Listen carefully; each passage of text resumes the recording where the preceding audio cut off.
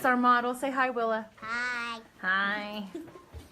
Everybody, my name is Aimee Dorsey, and I am Willa's godmother. I am also a makeup artist with MAC, and so as during Willa's dance career, I have been helping her mom learn how to do the looks for stage, and I thought I'd come tonight and give y'all some tips and tricks as well, because I know sometimes it's hard enough to do your own makeup, but transferring that look onto a little tiny canvas like these little faces can sometimes be a little more challenging. So I'm going to take you through a complete dance look tonight. So we're going to start with a little moisturizer. I've mentioned on there you can use something really lightweight like Cetaphil. I'm going to use the MAC Strobe Cream because I love it. The purpose of the moisturizer is sometimes foundation and other makeup can streak if there's not enough water in the skin. So this does help everything go on more smoothly, and also it will help it stay on longer. Even though, of course, the nice thing about little people this age is they have flawless skin, so it's not like we got any flakiness or anything else we've got to contend with. Now, fortunately, I've been doing Willa's makeup long enough that she's really good at sitting still at this point. But I know sometimes you maybe have somebody who's a little bit more squirmy. If you have challenges with that, you notice how I'm keeping her head in place just by my hand under her chin. This lets her know kind of when to lift up. You want to kind of avoid doing the claw to your child. She's not a gear shift in a car. If you have someone excessively wiggly, lay her down. Lay her down on a counter, lay her down on a bed or a bench. If they're laid down, they'll sit down, just lay them down somewhere and do their makeup that way. It's a little bit easier. Now I always do eye makeup first because eyes tend to fall down on the skin and make a great big mess. So I do eyes first, that way I'll be able to clean up her cheeks and get a nice clean job of it. You just need a thin layer of the primer. You don't want to cake it on too much or else the eyeshadow will crack a little bit as you're putting it on. And this goes on creamy, but it sets, and all primers will do that. So this you don't have to worry so much about blending or doing very much with. You just want to give it on and give it a chance to dry. And then the eyeshadow will be next. Now I've mentioned for the eyeshadow, I like to start the eyeshadow with a nice soft fluffy brush, a little bit of a bigger size. This is going to pick up less color and blend it out a little more, so that way you won't get a big glob of color that you can't move. And I'm just going to be doing a neutral palette. This is going to be just kind of a basic smoky stage eye.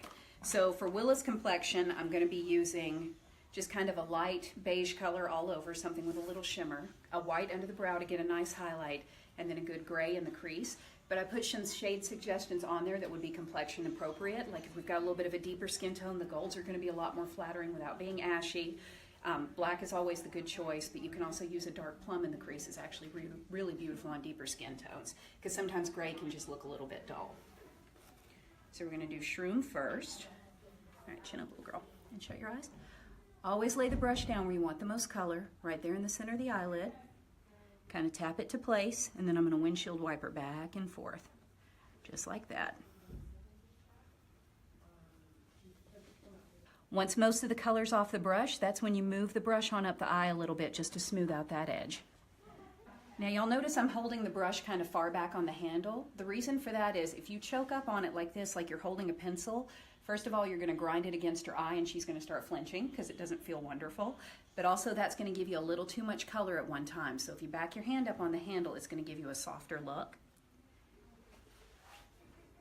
And a little trick I know for dealing with people who are twitchy and not used to wearing makeup yet, if you notice when I'm coming at her, I touch her face first with my pinky finger so she knows I'm about to touch her eye. If you come straight in and go for the eye and she's sitting there blind and not expecting it, again, she starts to flinch on you. All right, now to do the highlight under the brow, I want that to be a little bit stronger because we want this bone to pop out from the very back row. So I'm switching to a brush that's nice and flat and a little bit smaller. When a brush is small and flat, it picks up more color and you get more control over it. So for her, I'm just going to go with a matte white eyeshadow. And that's going to go right up here under her brow. And it's okay if it overlaps her natural brow hairs, because from the stage you won't see that. I'm kind of working with where her natural brow bone is, right up there. So again, lay the brush down where you want the most color and then just kind of grind out from there. There we go. And then when you think you've got everything blended, just rub over it one more time. So you see that's giving us a nice little bit of shimmer on the eyelid and a good white highlight. Now we can go back and build to that if we need to. For the crease on little tiny faces, I like a kind of pointy brush like this. If she were a grown lady, I'd be using something kind of soft and round, but if I put this on that little eye, it's going to fluff and she's going to have crease out to here. So I like something a little round and a little pointy, kind of like this. Because what that's going to do is it's going to let me put that exact line in there and really place the color and control it. Chin up. So I'm going to lay that right there in the corner of the eye. And it's okay if it looks a little scary at first. You're going to blend it down. And just kind of place that color exactly where you want it. And another useful trick when you're doing makeup for the stage, because it does look really frightening when you see it up close, is step back and look at her from about 4 feet away. Then you'll start to see if you've got enough, if you need a little bit more. For this, I'm just using a matte dark gray color. A little trick is when you're working in areas that are very small, like under the brow and in the corner, you notice for those parts I'm using colors that have no sparkle. The reason for that is things with sparkle, the particles are bigger. So what's going to happen is you're trying to stick it in that one little place, and those bigger particles are just going to fall out all over her face. You can't really concentrate it. So in those places where you need to really control the color, you want it to not have sparkle because it's going to be much easier to control. So now that I've got that where I want it and it looks nice and scary, I'm going to take that soft brush and just go back over it and blend it in.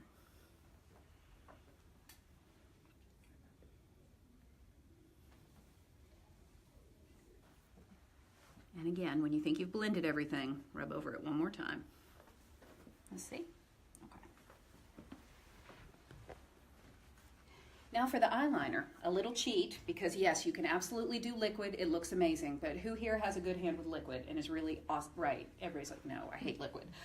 So while you're getting accustomed to eyeliner, I actually use powder eyeshadow as liner, and you can cheat the look of liquid, and it's going to be much easier for you to execute, because with liquid you've got to have a bit of a steady hand, and again, if she's a bit of a flincher, you'll never get it straight. So I'm actually going to use a small angled brush with a nice tight line to it, and just a matte black powder shadow. Again, you want it matte because the glitters will just go everywhere. Chin up for me. Now the trick with eyeliner is, I don't know anybody who can take a line and draw it straight across the eye. So instead of trying to whoop that way, you're going to see I'm just going to press my way across.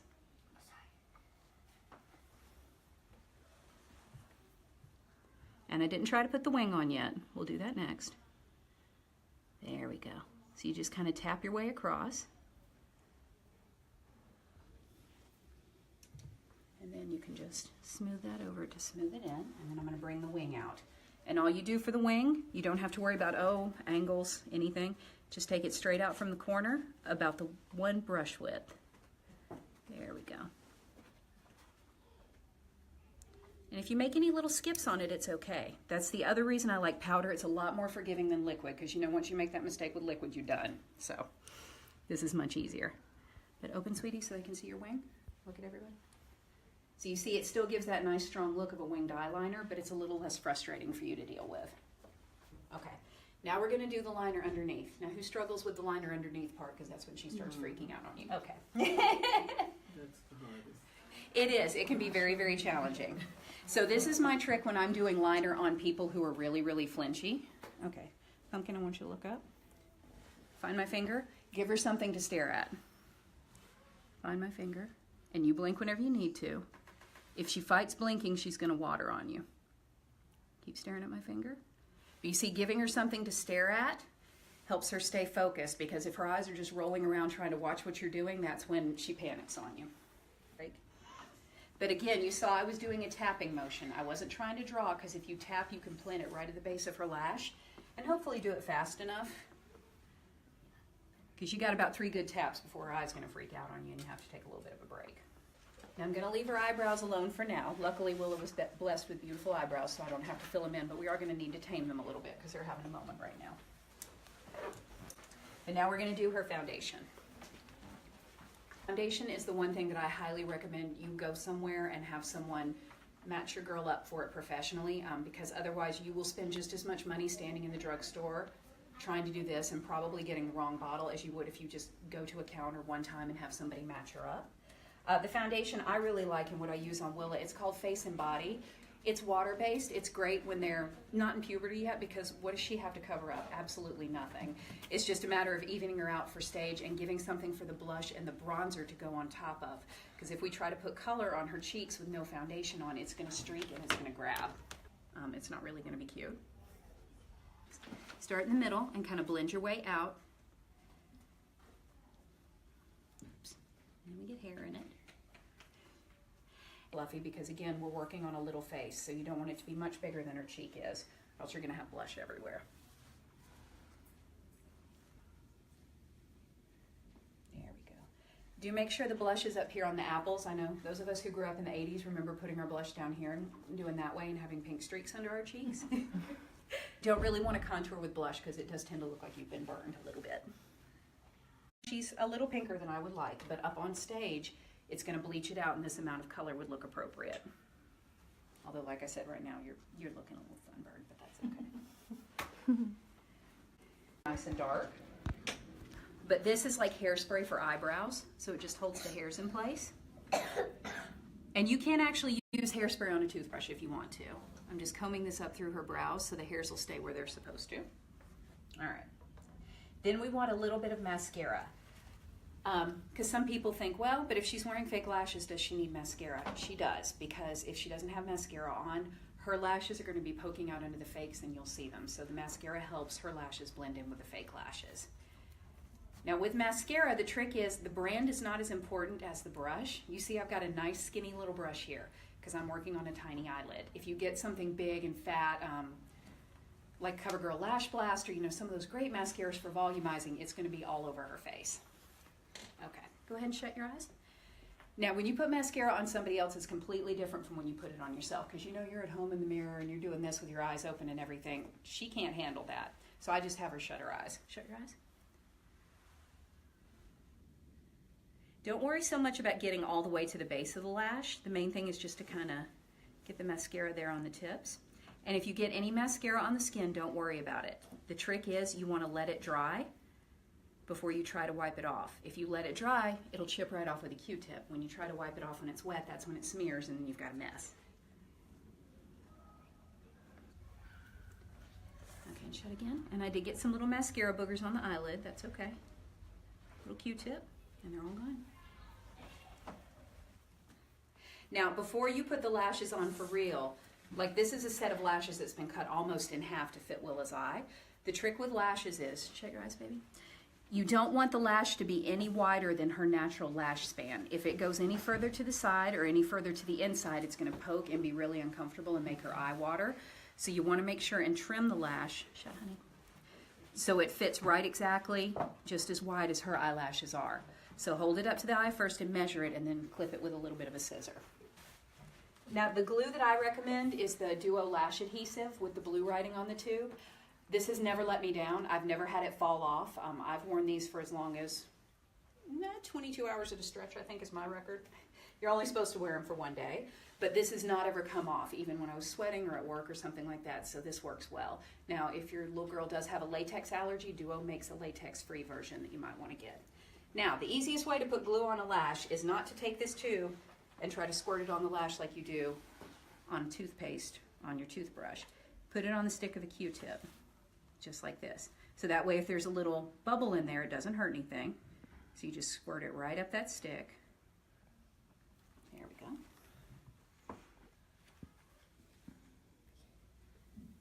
And then I've got the lash pinched between my thumb and forefinger right here.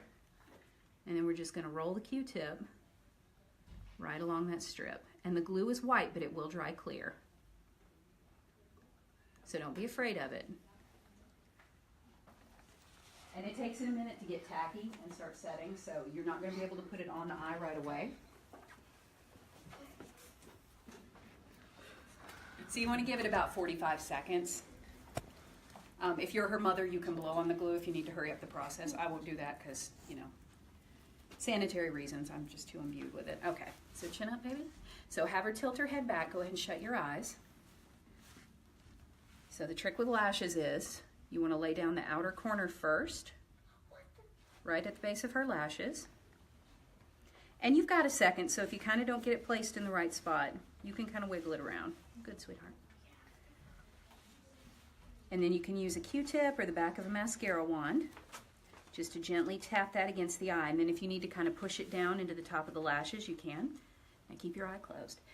You want her to keep her eyes shut while the lash is settling down, because if she starts moving and the eyelid starts wriggling, the lash is going to pop up a little bit. So you just want her to keep her eyes still while the glue settles. And I just put the glue on the other one the same way, just ran the stick of the Q-tip along it. Give it a few seconds. Can I open? You can open for a second, yeah. Now sometimes the glue may feel a little sticky just in the corner until it dries. That's okay. Once it dries, it'll stop pulling. Yeah, look straight up, babe. Just making sure none of her lower lashes are caught. If they are, you can just kind of hook them out with a brush or something, but it will stop sticking once the glue dries. But you see what a difference the lashes make when somebody's appearing on stage, and especially in photographs. We love some lashes. That's why everybody on Instagram wears them, because it makes such a difference when you're taking pictures of yourself. So again, we're going to lay down the outer corner at the outer edge of her lashes.